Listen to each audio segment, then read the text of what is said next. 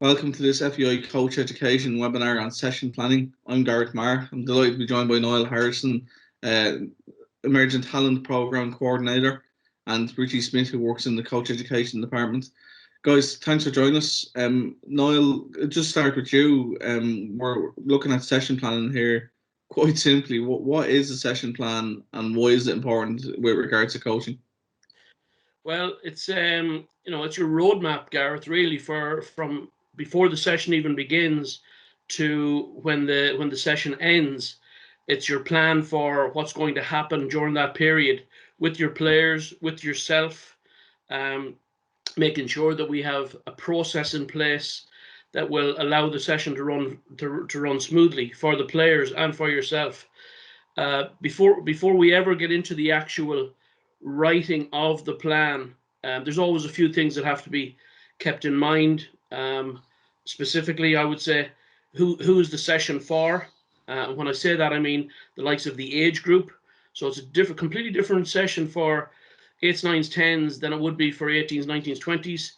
Also, is it male or female? Again, the change in the difference in ages there is important.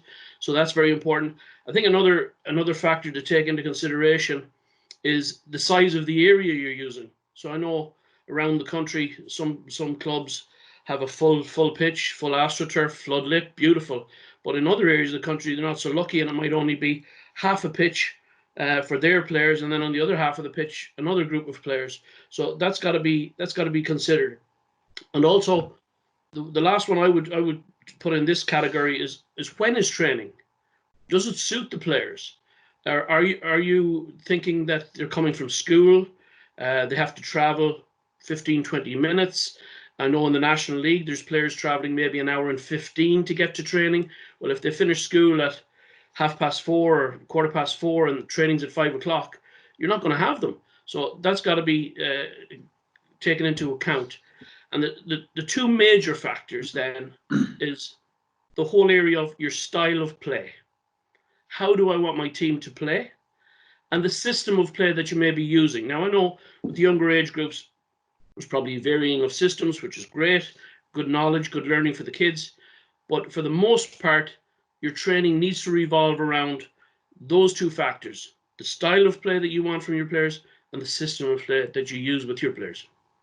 The days of a coach turning up to a training session and doing things ad hoc are completely gone with regards to session planning, because players and parents and guardians and other coaches almost expect structured training sessions now that have objectives and end goals. Yeah, I agree with you, Gareth. There's a high bar now on the level of training sessions, and if you don't have it planned and you're not well structured, I think people will see that and maybe move their children to a more structured place where those type of things are catered for. You just can't walk onto a pitch now.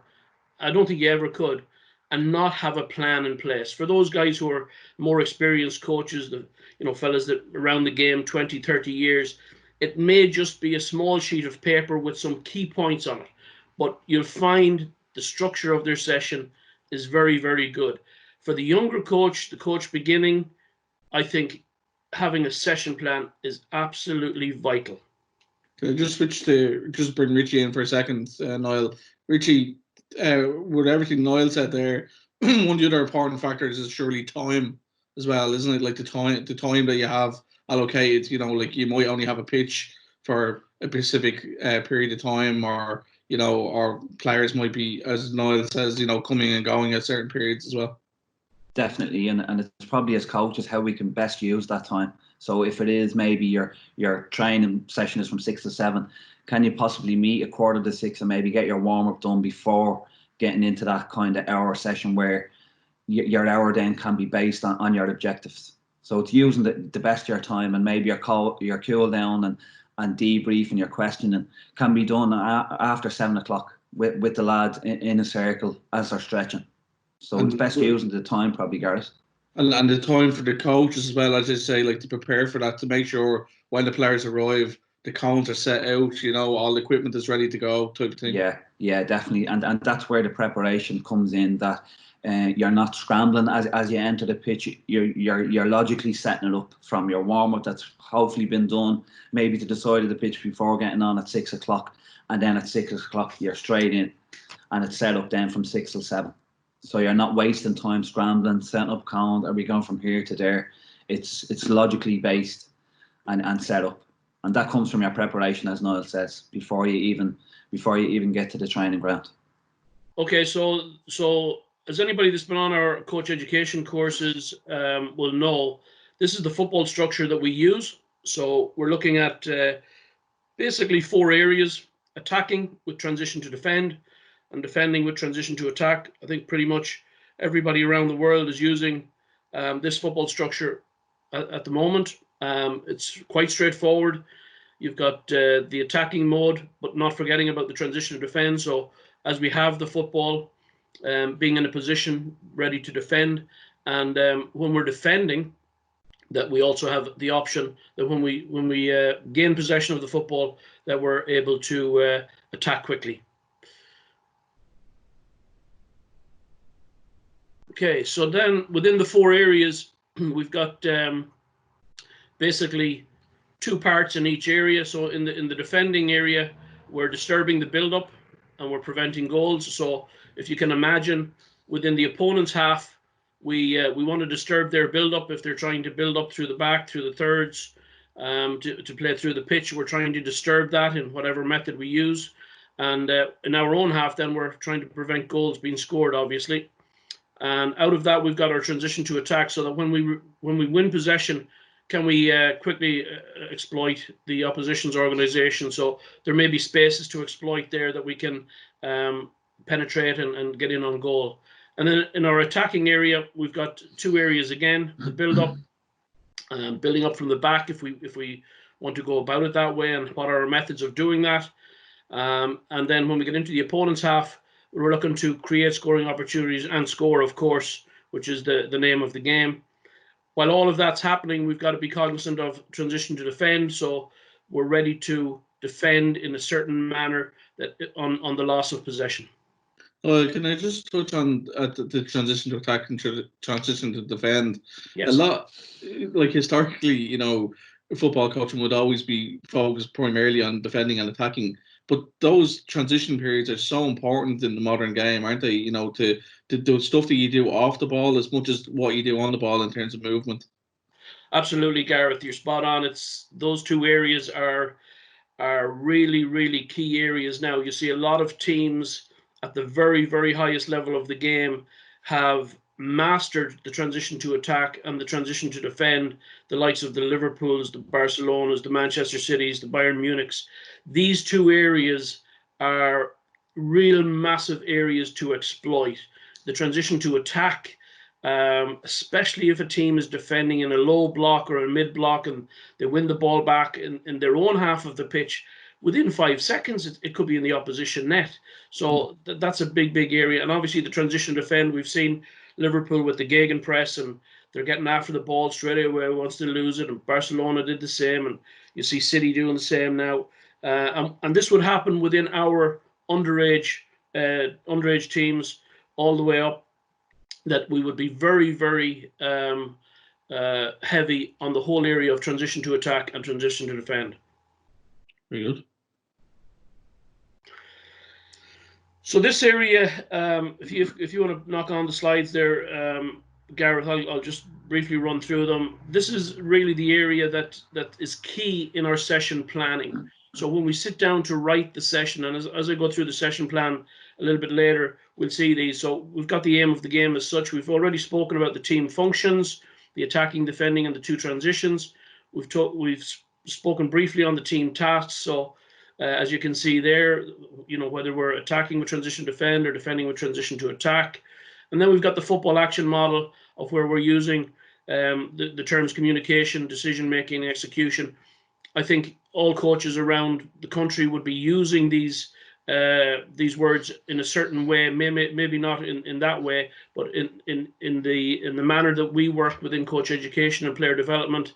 The whole area of communication is number 1. Then we look at the decision making of the player, and of course within any situation good decisions are vitally important, and then the execution of those decisions. So that's what we work off within the session plan. And when we look at the session plan a little bit later, we will refer back to this whole slide. So this is a very important slide for the coaches out there. Good. So again, we've touched on that on the football. I think we've enough on that at the moment. We'll move on to the next one, Gareth. Yeah. So our training cycle of development. So this really gives us a structure of the week, really, for our players and for the coach. So if we play a game on a Saturday or Sunday, during that game we're evaluating performance of the team, the unit, and the individuals. Again, that's a structure that we use. So we look at the team first, we look at the units within the team then, and after that we look at the individuals within the team to see how that's progressing. And then we identify problems. But not only that, we'll also identify areas that have been very, very good, and we can encourage the players to continue with that. Once the game is finished, we probably go straight into analysis. So any coach that's out there watching this webinar, you can think of yourself. Once the game's finished and the boys are gone from the dressing room, what are you doing? You're analyzing. You're thinking about what happened in the game.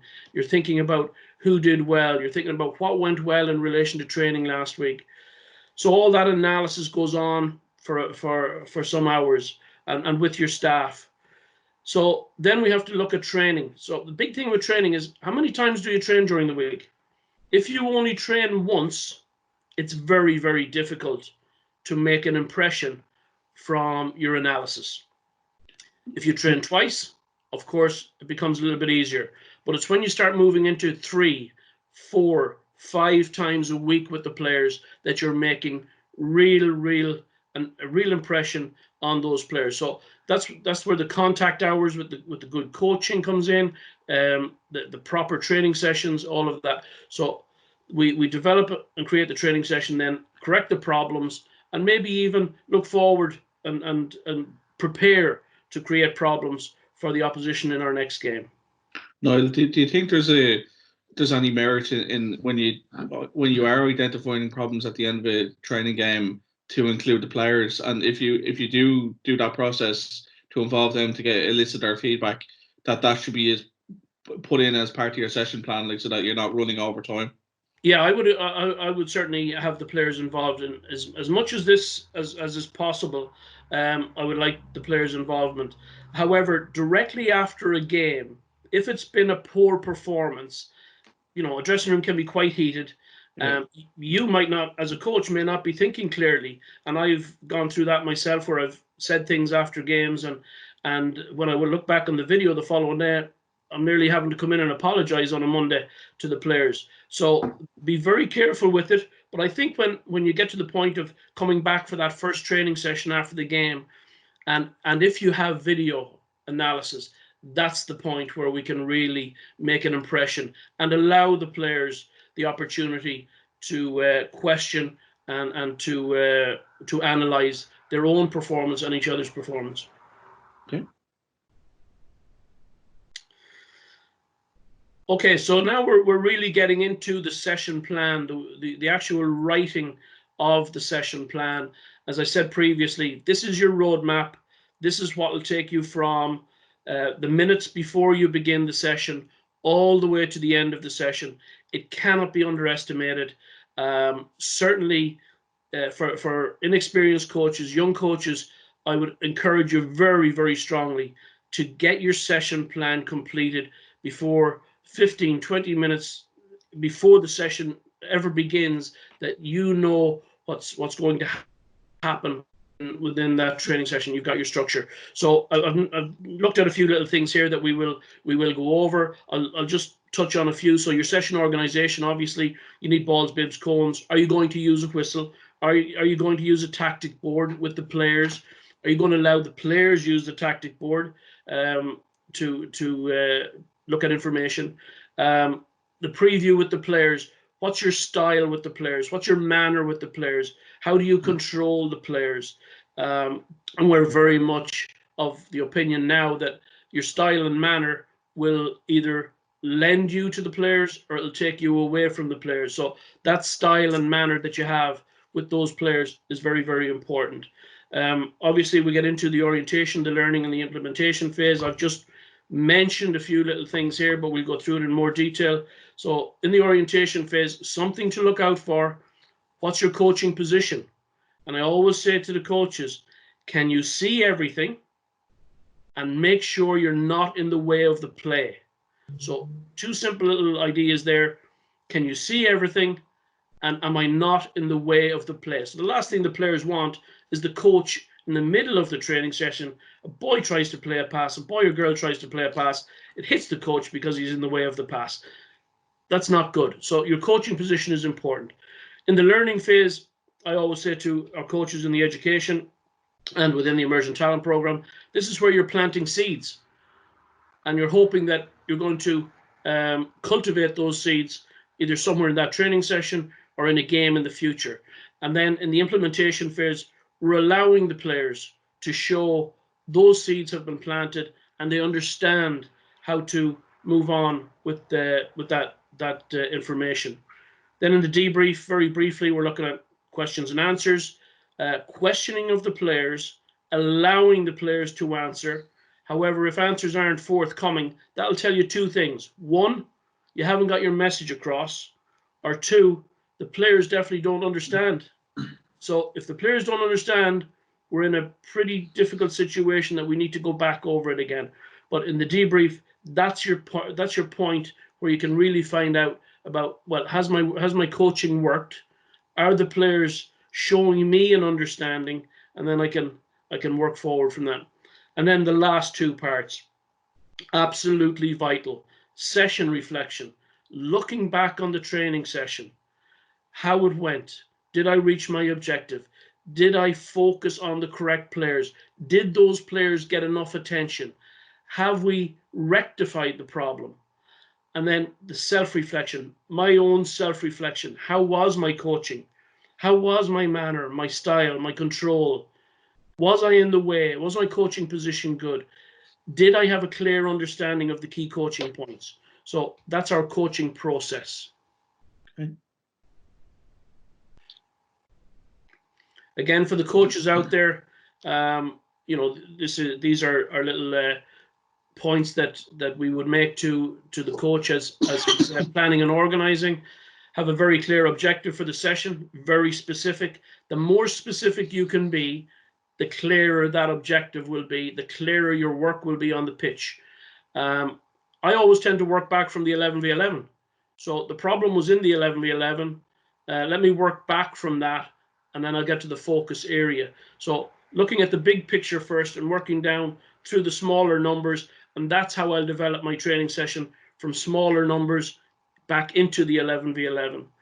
The formations of both teams, so the analysis of the opposition that you've played or you're about to play is important. Making sure your key players are in the key position. So the position-specific training session is absolutely vital here. That the player who's going to play right back or left back, or who has played right back or left back, will be in that position. The key areas of the pitch. So this is where the problem occurred. This is where we will work on chasing up that problem. And the start of session and progressions. So we know where we're going to start the practice from and how we'll progress it from maybe small numbers to big numbers, to challenge the players, to create that challenge for them so that they're constantly having to review their communication, decision making, and execution. Okay, very good. Okay, so now we've got our session plan completed, and we've got it in our hand, and we're ready to start with the players. And now we speak with the players. So we get into the whole area of the explanation, and within this area, we would always say to the coaches, right? So now you start thinking about coaching methodology. So what are you going to use in order to get your message across with these players before you ever get on the pitch? Will there be a tactic board? Will there be cones at the side of the pitch to give an understanding, to give a visual aid that the players have an understanding before they go on the pitch what this training session will be about. So obviously we've spoken about the problems, and we're looking for outcomes and the scenarios. We may use scenario-based training, that we'd actually give the players certain scenarios for a certain amount of time for them to come up with solutions, and then show those solutions on the pitch. Your session management, one of the areas yourself and Richie spoke about there, the whole area of timings. How long am I spending on each part? How long am I spending on moving from one part to the next? That should be a flow. We've got to get the players to a tempo that resembles the game on a Saturday. So the session management, you can't just finish a practice, have a break for 4 or 5 minutes, and move on to the next practice. So while that break of 4 or 5 minutes is going on, players are cooling down, they're having a chat, they're having a drink, they're sitting around. That doesn't happen on a Saturday. That's not how it works. So we've got to make this look as real to the game as possible. The coaching style and method. So what's my style? My style may be different to Gareth, may be different to Richie, may be different to some of our international coaches. That's fine. You have your own style. And what are your methods for getting that message across? Then your organization of the session. So you can go through the players with how they'll be set up. It may be that it's a case of a practice in a 6v4 or 8v6, or it may be a game in a 7v7 or a 5v5, and that's important that the players have a clear understanding of that. Niall, how important is it to delegate if you have assistant coaches or other staff? Because some coaches might look at this and kind of think, wow, that's a lot for me to control and a lot for me to organise. So, as you say, if you are moving from one grade to another grade, that maybe your assistant coach is already setting up the other grade so that it's an easy transition over. Absolutely, Gareth, you're spot on. The whole area of using your staff, your assistant coach, if you've got a second assistant, your goalkeeper coach, physios, doctors can all give a dig out, kit man, give a dig out. There's one coach within the international coaching staff at underage level who would have the mantra, design, delegate, disappear.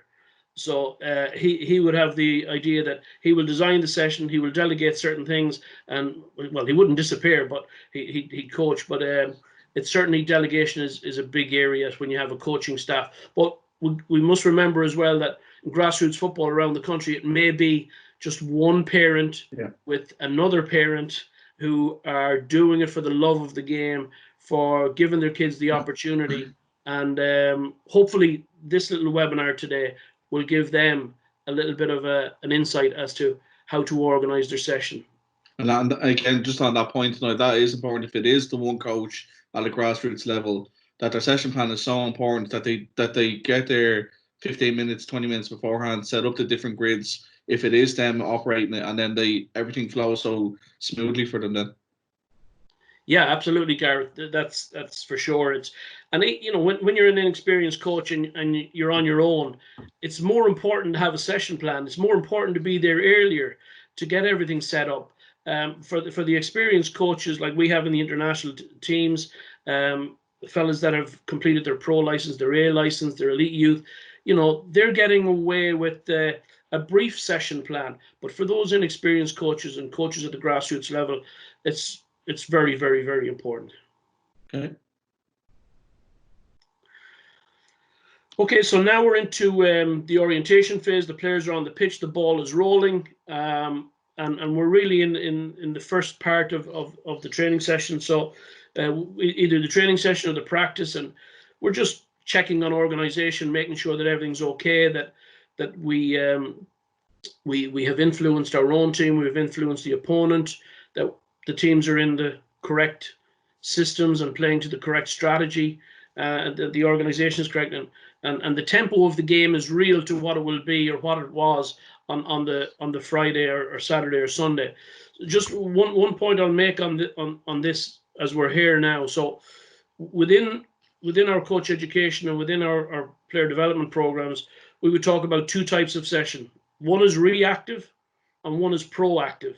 So the reactive, we're actually repairing problems. So we may be repairing a problem from the game last Saturday or Sunday. And with the proactive session, we're preparing for the next opponent, which may be the following Saturday or Sunday. So within that Tuesday, Wednesday, Thursday training window, we're doing a lot of that work. Tuesday repairing, Wednesday maybe a little bit of repairing and some preparing, and then on Thursday preparing for the opponent. And then if we train on Friday, we might do a little bit more preparing for the opponent. So very, very, very much influenced here with systems and strategies and maintaining organization.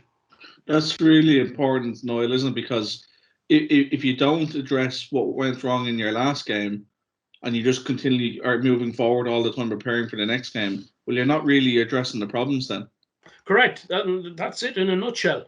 If you don't look back, how can you go forward? So the problems of Saturday and Sunday have got to be repaired, or if you don't do that, the same problems would more than likely occur again the following Saturday or Sunday. Now, if you're dealing with young players where it's the ages of 8, 9, 10, 11, and you're dealing off a curriculum where you're doing blocks of work on various actions in the game, well, then you're in a different situation here. So you're not so much looking back at the game, but more so looking back at, well, how did they do in training on that specific action the last time we were in? Am I ready to move on? Am I ready to move the progression? Am I ready to give them a heavier challenge? And then if there is a game, a 5v5, a 4v4 at the weekend, 77, 99, whatever the case may be, well, of course, that's the examination. And we can always look at that examination on the Saturday or Sunday to get back to our training on hopefully the Monday or the Tuesday, but hopefully 3 or 4 trainings during the week so we can rectify and prepare. Do you also think it's important from a player development point of view, in the sense that if you're only addressing problems during the game, a player might be very intimidated by that because their parents might be watching, their friends might be watching, there's more of a crowd around the game and they may feel more pressure. But if it's in a much more private environment in a training session, it becomes much more of a constructive criticism kind of environment that they can kind of really see the benefits of that rather than in a more high pressure environment on a match day.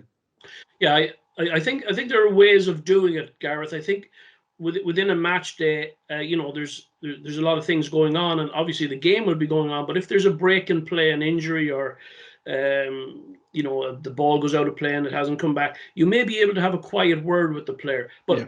I think the important thing here, Gareth, is depending on your knowledge of the player and his makeup, it's how you do that.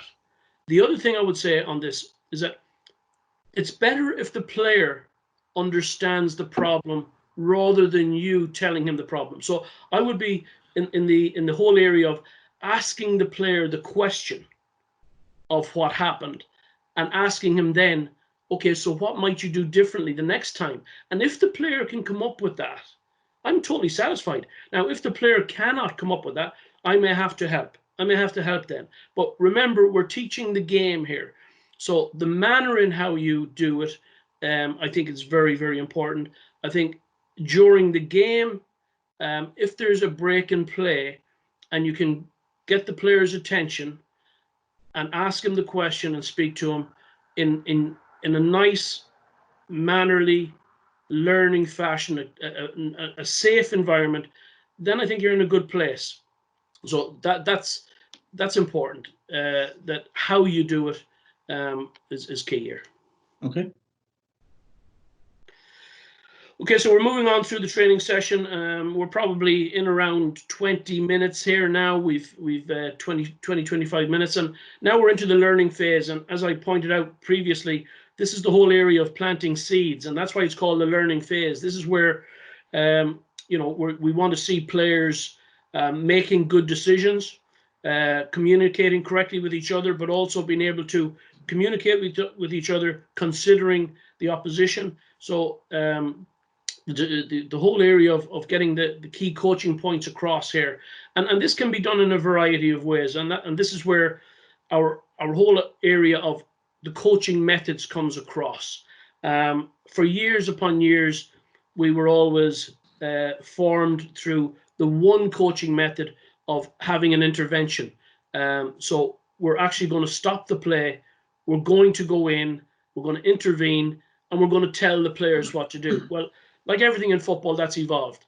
And we're not there. We're not just there now. So instead of just having plan A as that key learning principle, we now have many different coaching methods, visual aids, video analysis, conditioned games, scenario-based practices, individual learning. So within all of this, in this learning phase, I've got to think about, how do the players learn versus how do I coach? If the player isn't picking up the information, is it because of something within the player's makeup, or is it because of the way I'm delivering the information? And not enough of the time, I think, we as coaches, we don't look at ourselves. So how am I delivering that information? So the key point here is that the intervention does not work for every player. It certainly doesn't work in relation to forming a tempo for the game in relation to what they're going to have on a Saturday or Sunday. You go in there, you stop it for 2 minutes, the game is stopped, the players are getting anxious, they're getting bored. So I'm a big fan of the conditioned games, the conditioned practices. But within that, I may make coaching points, but I may make the coaching points without intervening. It may be that I'll take a player out and ask him a question regarding something around a coaching point, or it may be that the coaching point will be made as the practice, as the game develops. So we continually are delivering information, but not in a commentating form. It's a very processed, professional delivery of coaching points. But the game is teaching also. So within that area, the players are having to think about their communication, their decision making, their execution of actions with and without the ball. The game is the teacher, but I am also backing it up. Very good. And then the final part there, I'll just touch on, Gareth, the team, unit, individual. So again, I mentioned this previously, that within our structure, we'd always look at the team first, then the units within that team, and then the individuals. Okay. Okay, so now we're coming to the end of a practice, or coming to the end of a training session, and the coaching points have been made in one way or another, whatever methods I've used, and I'm pretty happy. I'm looking at my watch, I'm saying, right, I want them to have game time now for a good 15 minutes, but I want them to be able to show me within this game that they have picked up the points from the learning phase. So we're into the implementation phase. And the implementation is about implementation for the players. Can the players implement the seeds which have been planted in the learning phase? And as it states here, these few areas, I may have to tweak a few things. I may have to go in and tweak a few things. But for the most part, I want to allow this to be about the players. And the players showing, yes, we understand, coach. Yes, we know what we're doing. We have rectified the problem. We've found solutions. Look at us go now. Great. So that's fantastic. And then once the implementation phase is finished and we're clear on that, we'll have a debrief.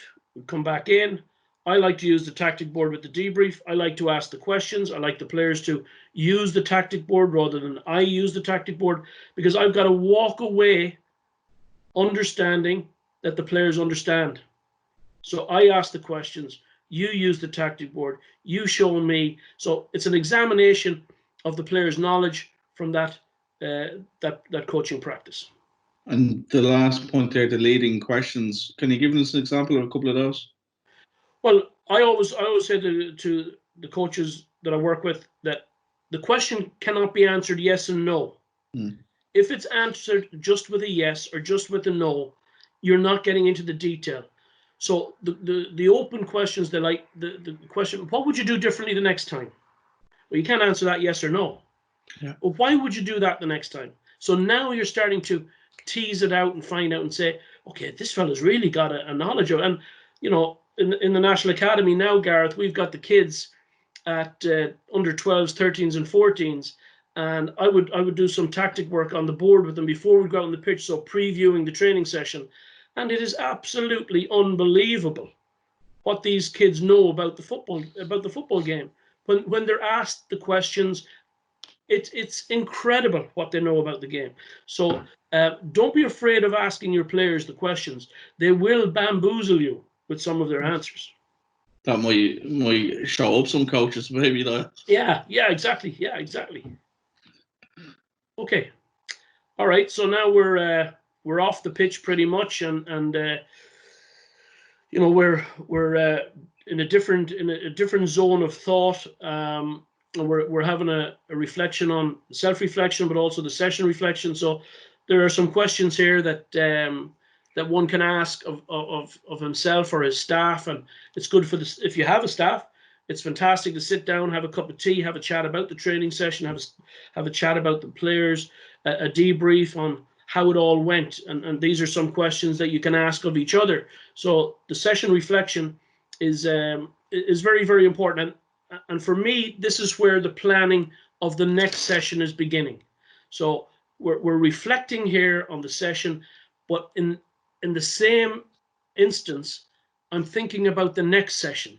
So, you know, the objectives, the coaching points made, the ability of the players to show understanding. How has all that worked? Because by Saturday, we're going to have an examination again, and I need to make sure that this is all in place.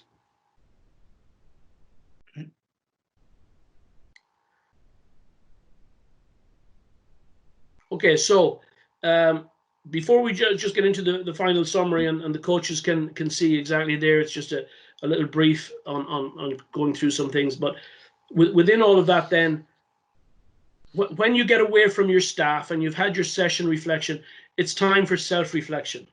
It's time to look at yourself. Look within. How did I do? And if you're lucky enough to have a coach at your club that may be more experienced, have a higher level of education within coaching, then there's an opportunity there for somebody to come and have a look at your session. And it's not about being nasty and giving negative feedback. It's about being clear with the coach and finding out, well, what do I need to do better? How can I progress? How was my session plan? How were my points? How did it run? So self-reflection is absolutely vital for a coach to become better. That's the step forward. So we get into the session plan summary here, and you know, we've touched on all of these areas, and so this is a template which we use currently in coach education. I think Richie will move on from this a little bit when we get Richie in here. So you know, some questions again. Your priority for your training session. What's the problem? And we refer back to team functions, team tasks, attacking with transition, defending with transition to attack. We always refer back. So that's where we're at.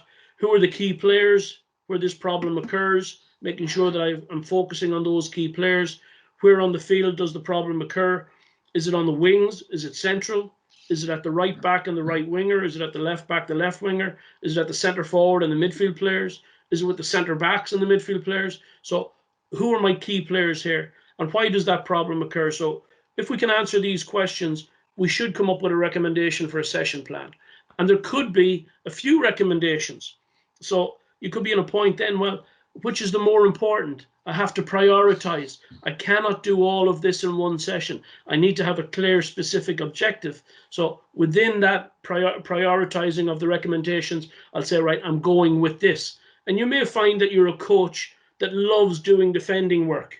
So you'll do loads of defending with transition to attack. Well, that's not going to work either, because when it comes down to it on a Saturday, you've got to be able to work with the football. So the whole game is important here. It can't just be heavily weighted on one side. Okay, Gareth, and we'll just move. So this is the session planner we use. Very straightforward in relation to the presentation, what you've just seen, the PowerPoint you've just seen. Straightforward: team functions, team task, I should say. The objective of the practice, the organization. So how that organization revolves around the two players, the two teams, and the system of play. And this session is needed for all parts of the session. So this session plan would be needed for all parts of the session. So from your warm up all the way through to the cool down, the full session needs to be planned out. And the big point here, the key the coaching points and the key factors, making sure that you've got a clear knowledge of the principles of play, that you've got a clear knowledge of the coaching points relative to the specific objective. And then at the bottom, it shows you notes for the coach. So there's some notes for you to keep in mind. I know when I was a younger coach, I did a lot of stopping of the session and a lot of stop-starting of the session. That's probably why I don't like that type of coaching now. And I would always have to make a note, don't be stopping the session. Don't be stopping the session so many times. Also, coaches, we find a lot of coaches in coach education at the moment that their coaching position gets them into problems. And they just need to set a reminder there, remember the coaching position. So as we stated previously, making sure you're out of the way, but that you can see everything that's going on that pitch. So that's the session planner we use. I think Richie's going to take us on from here. Okay, Gareth, just to give coaches a brief example of the new session planner that we've developed with our partners, ASC Academy Soccer Coach. So to give the coaches a run through, so you can see at the top the general details, the coach's name, practice date, duration, team, venue. But then it gets interesting and more interactive and user friendly, where you can see the practice objective. So what Niall touched on in his presentation. So there's little questions there of what is the objective and what are we working on. So in this example, it's improving our build up. Where on the pitch is this going to happen? So it's going to happen in our own half. Who are we dealing with? Who are your key players in the practice? Obviously, it building up in our own half, it'll be goalkeeper with our defensive unit and midfield unit. When is this going to be happening? So it's when our goalkeeper is in possession. And which players of this is an interesting question for coaches. So which players of the opposition this relates to? So to enhance our reality-based learning for the players, we need, as Niall referenced, that orientation phase. So the opposition within this coaching practice have a role to play. So which players of the opposition are needed to enhance this coaching practice? So they're all key little questions for coaches, maybe to trigger that specific focus on their objective. And then this is a new format, Richie, isn't it, compared to Niall's template that you showed? Yeah, this is just recently new off the press, Gareth, for coaches. So this would have been developed just last week. I think it came live last week. So it's up on ASC software. So it's really user friendly and interactive. I've been using it now the last week, and as you can see from this example, it's user friendly and yep. And for coaches, I think it'll be a good tool and a good trigger for planning and everything that Niall has touched on in his presentation. Very good. So then you can move over to the practice outcome there. So that's obviously in relation to your objective. And then we get down to the pre-practice planning. So that's a drop-down menu there, Gareth. So yep. Our function is the attacking with transition to defend, focus on our attacking with transition to defend. And then the task is build up, and our task is to improve our build up and focus on the key players. They're drop down menus, Gareth. So that will, if you wanted to work on a defending coaching practice, that'll come up defending with transition to attack. Okay. And then the team task, that'll differ then as well. It'll give you a different option as well. Other questions area, the pitch, organisation, and then the role of the opposition. And then as we scroll down, you just see the first one. I've just set up a little rondo here, a 4v2 rondo to improve players' communication, decision and execution. Why we want to do this is it's probably relative to what we're going to touch on as the coaching practice develops. It's players' body position, passing action, receiving position, how they're communicating between each other, when to penetrate, when to play that pass through, or when to just move to defender. They're decisions that players will have to make themselves, and then execute, and you're looking for that execution. So, Richie, just on that grid there, and it's great to have a session plan, but coaches can step in when they want as well. If they want to, like, make a 1-touch or 2-touch, depending on the tempo and intensity. Yeah, that's within the coach's organisation, and it could be a progression to the coaching practice where you're looking to maybe increase that tempo before going into the next part of your coaching practice. Okay. So then, as Niall has referenced in his presentation there, you see the orientation here on the left-hand side of the planner, and there's little probe and little bullet points there. Prepare for the learning phase, clarification of the problem and objective. Problem must occur in this phase, and focus on opposition's role. So the orientation phase, we're obviously working, we're going to be coaching the Reds, but now we're recreating that problem with the Blues. So what the example I've set here is the trigger for the blue centre forward. When the red centre back looks to take that touch forward, we want that blue centre forward maybe arcing his run and making play slightly predictable for the rest of the blue team. The two wide players will then stay compact. The 10 will get close to the 6, and the 8 and 6 will stay tight to the opposition's midfield, and two centre backs goal side. They're their key coaching points in the orientation phase, and that's all laid out. And they're good triggers for coaches to focus on, to add that reality-based learning to the coaching practice. It's an important one there, Richie, isn't it? Because you're coaching both teams, even though you're setting your own team up to play what way you want to play. Sometimes the opposition who are wearing the different colour bibs or whatever, sometimes you can set them up to mask what the opposition you're going to be playing against might do. Great point, Gareth, and that's exactly it. So you're probably previewing if it is we're going to be playing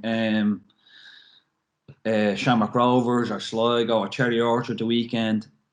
It's how they're going to play, and we're going to recreate that. So our players then have a vision of that, and they have a feeling for it. So they're not going in, oh, what's this? They've an understanding of what's ahead of them. Yep. Or else, going off Niall's presentation, you're recreating that problem that you might have had a problem with the opposition last weekend, where their centre forward arced his run and your centre back was getting caught in possession. So you're recreating that problem again, and that's where the orientation phase is key for coaches then. Okay.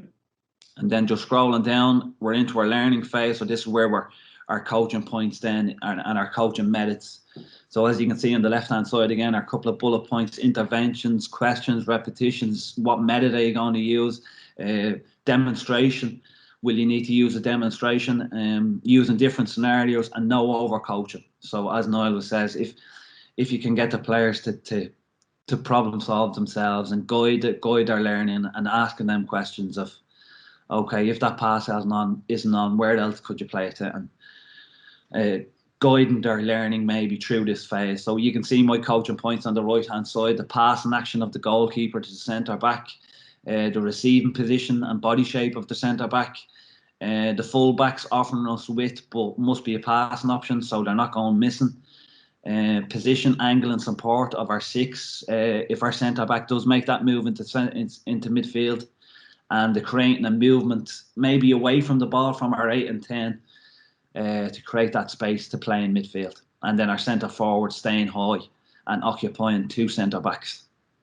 The key point there for me, Richie, is the no over coaching, because obviously this is very detailed and it's great to have such detail, but just alluding to what Niall spoke on earlier, you do have to recognise as a coach that there's a period of time where you just need to let them play, because if you're coaching and they're starting from the start of the session to the end of the session, they're not going to enjoy the session whatsoever. No, definitely not. And this could be a time where you've set a period of time where they're going to play. It could be 10 minutes after giving them slight instruction at the start, and then bringing them back in maybe for a minute, going over your coaching points again and let them back out again. Or it could be, as I said, the different coaching methods of 1-to-1 if it is the passing action to the goalkeeper. Yeah. Not stopping the whole practice, letting the practice play, and then maybe that word on to the goalkeeper about add that little bit extra weight onto your passes, or a little bit more disguise with your passes maybe. Okay. So the different coaching methods is key there, rather than stopping the session. Yeah. And then you're into, as we mentioned in Niall's presentation, the implementation phase. So uninterrupted play or minimal. There could be little things to address, but for the whole, it's player-led, and you're observing here as a coach. You're really seeing, has the learning taken place? Have they taken the coaching points on board? Are they problem solving? And as Niall has referenced, are they showing you now that, look, we're flying here? we've really taken on board that problem of the centre back or the centre forward arc in his run. It's not an issue for us now. We're going back to the goalkeeper. We're patient and we're going out the other side. Or we can see, we're observing that our players now have taken on information. Probably is key here, and you're seeing that that understanding of solving that task of problem solving. That's what we want to see, and then we're moving into our session review and self-reflection. So they're just a couple of questions that you might ask yourself, like what Niall has said. Did you see an improvement in our build-up? What key players and what football actions did they perform to improve in our build-up? How did the team unit player communicate? Did our players make better decisions and execute them? As Niall has referenced, reflection is key to improving. So some questions you might ask as your own coach reflection. What coaching interventions did I make?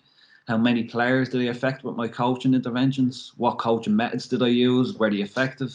Did I ask open questions? Did I allow free play? Then you're into your organisation, so some questions around that. Could we use a different size area? Could I change the pitch size? Did I orientate the opposition effectively? And then your improvement areas. So my personal improvement for this was probably more emphasis on our transition to defence. So when we do make that forward action and we're unsuccessful and we lose possession, do we then transition to defend quickly? That's something I'll work on next time. So that's just a brief example, Gareth, for coaches of the new session plan software that ASC have developed with ourselves. So it's a good tool. It's great tool. Can I ask? Is that something, that sort of session plan, would you share that with players? Would you show them that as a visual tool, or is that just for coaches? Yeah, if you had the option of maybe previewing it with the players inside, yeah, definitely would, or even a WhatsApp. So we were over in Crystal Palace late last year, and their under 23s and under 18s coach Paddy McCarthy, who we know well here, he sends it out by WhatsApp to players. So on the way to training, they're previewing and maybe getting that visual from the ASC software and knowing, okay, I'm the right side centre back here, and this is what I'll be working on today. No, to kind of bring it back in on this, the level of detail, some people might look at it and kind of be a little bit scared by it, like, but coaches just need to be confident in their own abilities sometimes, don't they? Like, because they'll know a lot of this stuff. It's just putting it on paper and just being prepared. Yeah, you're dead right, Gareth. As I mentioned previously, when we speak about communication, decision making, and execution, that's what everybody's been doing anyway. It's just wording it differently, but also the amount of detail which Richie has shown on the new session planner from ASC. That's extreme detail. That is really, really detailed, and we wouldn't expect that from every coach that's coaching in this country. Certainly grassroots coaches, but the key thing here is that you have major points, that you have an understanding of the key points that you want to get across, and it may only be one word. That's fine. That's a start. But eventually, as your knowledge of the game, as your knowledge of coaching grows, you get to the detail and the type of detail that Richie has shown.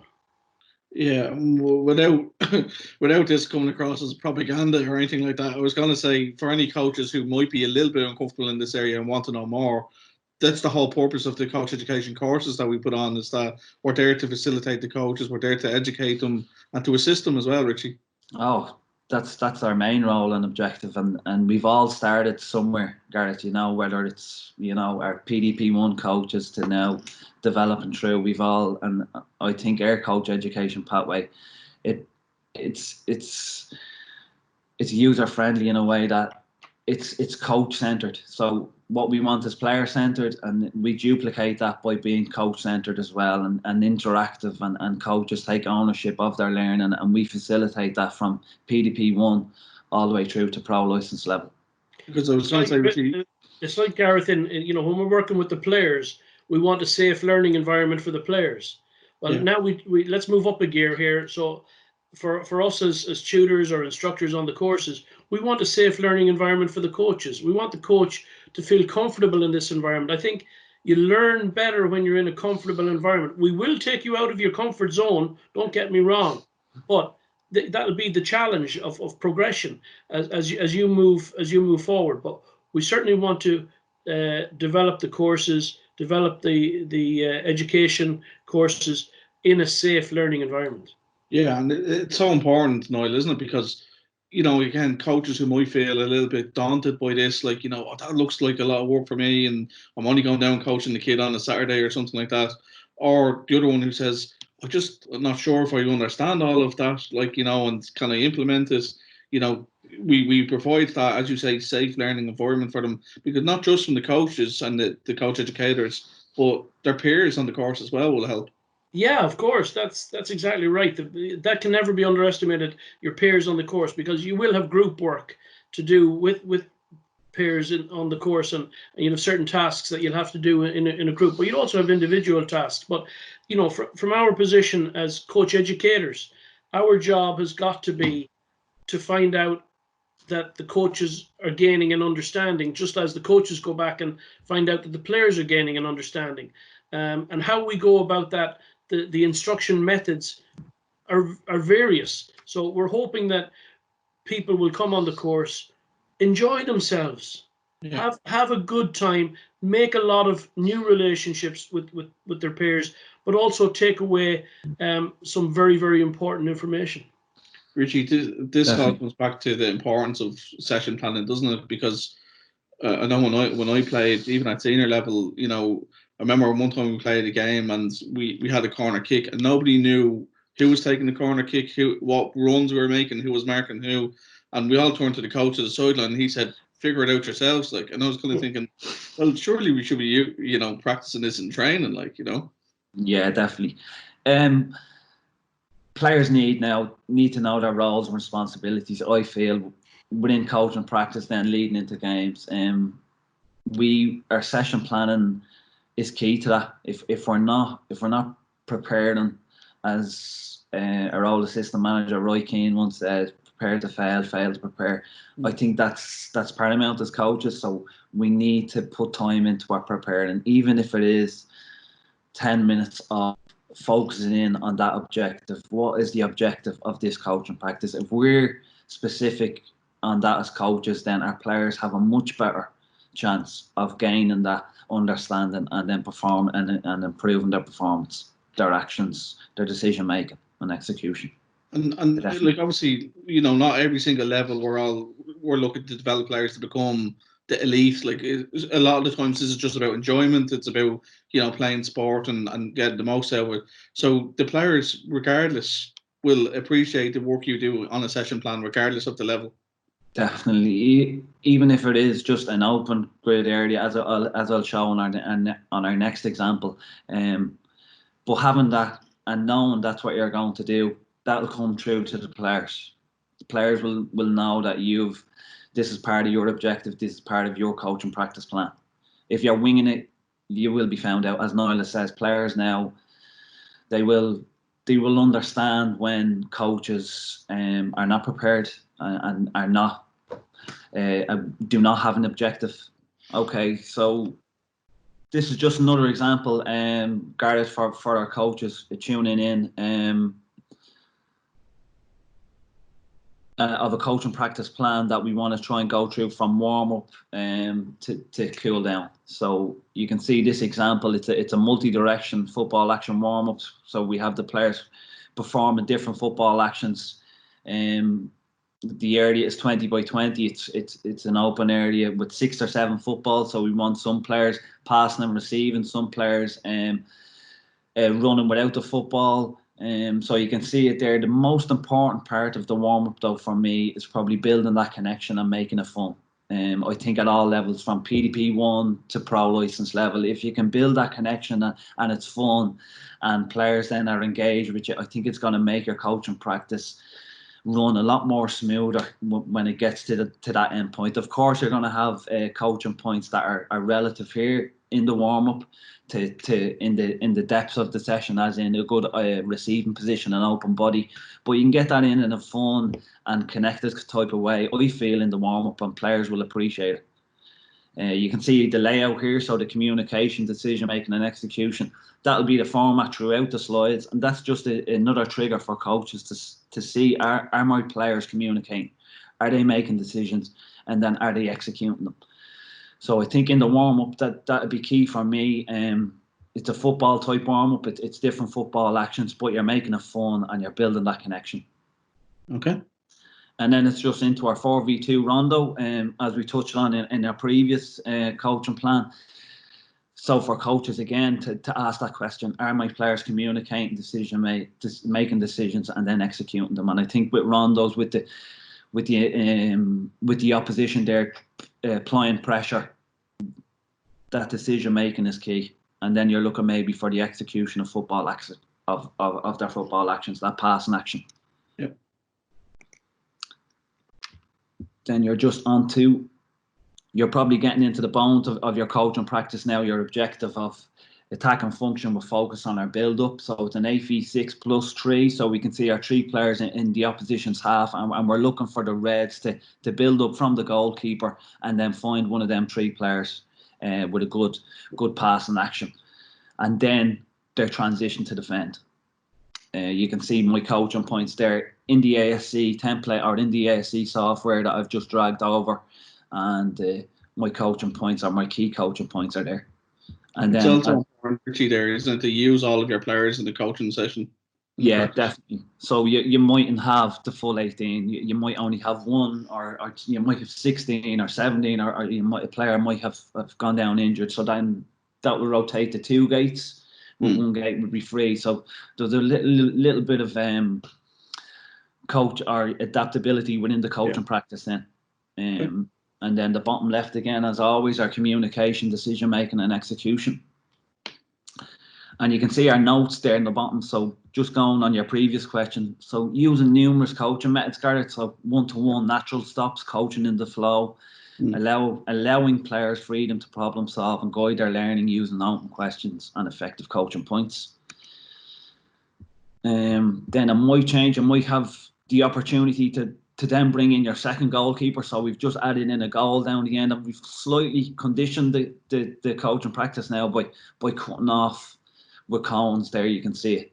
So if we're working back from the 11v11 as referenced in Niall's presentation, the 4 players, so obviously we've 18 players, the 4 players we're losing, Gareth, is the wide left and wide right from the Reds, so 7 and 11, and then the full backs off the Blues, 2 and 3 off the Blues, and then that gives us our 9v9 coaching practice, working back from the 11v11. Yep. And then our objective of obviously attack and function, focus on our build-up. Same coaching points, and then as you can see on the left-hand side, our communication, decision-making, and execution. If our coaches can answer them questions, I think we're in a good position. And just moving on then, just moving on then to our cool down and reflection. So these are key times then to allow players time to cool down, recover and stretch. You're asking open questions as is referenced throughout. Checking for players' understanding, highlight the key players involved. So building up from the back, it'd probably be our goalkeeper, our 2 centre backs, our full backs, our 6. You're asking them open questions and seeing, are they tuned in for it, or have they gained an understanding? I would probably allow time for one-to-one with key players to further explain objectives if needed after the coaching practice. It's probably best practice to be honest with yourself when self-reflecting, and if you were late, or if you use too many coaching stops, to note them down and reflect on them, and then setting improvement goals which are SMART based, so they're specific, measurable, attainable, realistic, and time bound. And then I think coaches then will improve, and then their next coaching practice, they will hopefully visit ASC software, as we can see there, the link to our partner. And that is it from me, Gareth. That's a brief example. So that's where they get all those session plan templates from? Yeah, they can work away with their own session design there and then drag them on and into their kind of coaching practice plan. It's really user friendly. The new template, I'd highly recommend coaches, even the designing of it is improving your planning and preparation, I think. Richie, that was great. Thanks very much. Niall, great insight as well. I think we've kind of really touched on the importance of a session plan here for coaches at all levels, and it's great to be able to have access to that software to create those templates, Richie, that are really easy to really easy to use, and obviously really informative as well. Just to close it, just session plan. I know, Niall, you said, sometimes it's more important at grassroots level compared to elite level. Like, it's just going back to the players. The players are expecting this, aren't they? They want this, and they're going to interact. The more effort you put in, the more they're going to enjoy it. Well, if you don't have a plan, I think you're going to be found out, because without that plan, there's certainly going, either the structure, the coaching points, or the organization, something's going to let you down. You've got to have thought this through. You've got to get it down on paper. That session plan, it's a record of what you're doing. It's a roadmap for the training session. It's something that should be filed away that you keep, so you can always refer back to it. And the way the players are today, they're so educated about the game. As I spoke to you about the 12 and 13 and 14-year-olds that we have in the National Academy, they will find you out. And once they find that chink, and you're not organized, you're not structured, or you don't have a process, I think you're leading yourself in a very poor position. Richie, from a coach's point of view, this is great, isn't it? It's great to be so open-minded about this kind of thing as well, and to go, particularly the self-reflection stuff as well, like to be able to kind of say, okay, how can I improve as a coach? How can I be the best coach for my players?